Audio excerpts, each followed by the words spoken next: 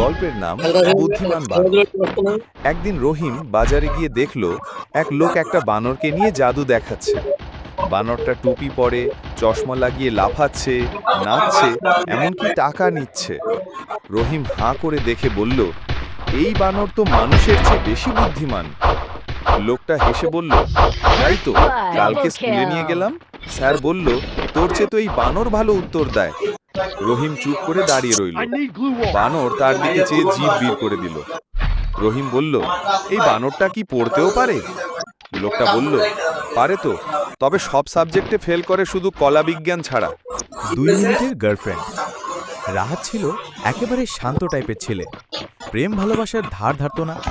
কিন্তু একদিন হঠাৎ করে সে ফেসবুকে একটা মেয়েকে ফ্রেন্ড রিকোয়েস্ট পাঠালো। নাম ছিল মুন। 2 মিনিট পরেই মেসেজ এলো, তুমি কে?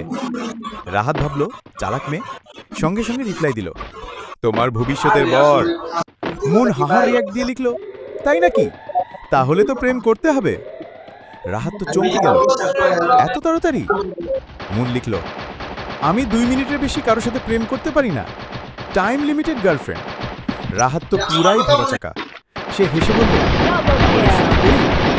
ওকে, এখন তুমি আমার বয়ফ্রেন্ড। রাহাত খুশিতে গদগদ। হঠাৎ টাইমার বাজলো, টিং টিং, 2 মিনিট শেষ, ব্রেকআপ। তুই সিরিয়াস? মুন রিয়াক্ট দিল, স্মাইলি, এই জি, আমি তো আগেই বলছি 2 মিনিটের গার্লফ্রেন্ড। শিক্ষা, প্রেম করার আগে মেয়ের শর্তপত্র পড়ে নিন। গল্প, গার্লফ্রেন্ডের বিল আর বুদ্ধির খিল। রাফি এক কলেজ পড়ুয়া ছিল। ফেসবুকে ফিল্টার দিয়ে ছবি দিয়ে একটা চকমকে গার্লফ্রেন্ড বানিয়ে ফেললো। নাম নিশি। নিশি ছিল একটু হাই লেভেল। দিনে 3 বার কফি শপ, সপ্তাহে 2 বার রেস্টুরেন্ট, মাসে 1 বার অবশ্যই চাইছে। ভালোবাসা মানে তো ত্যাগ।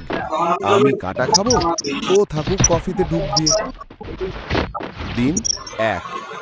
নিশি বলল, রাফি, আমি আজ একটু স্যাড, একটা আইসড কফি না খেলে ভালো লাগবে না। রাফি বলল, বলো, 1 কাপ না 5 কাপ? আমি খালি টোস্ট খেয়ে চলি।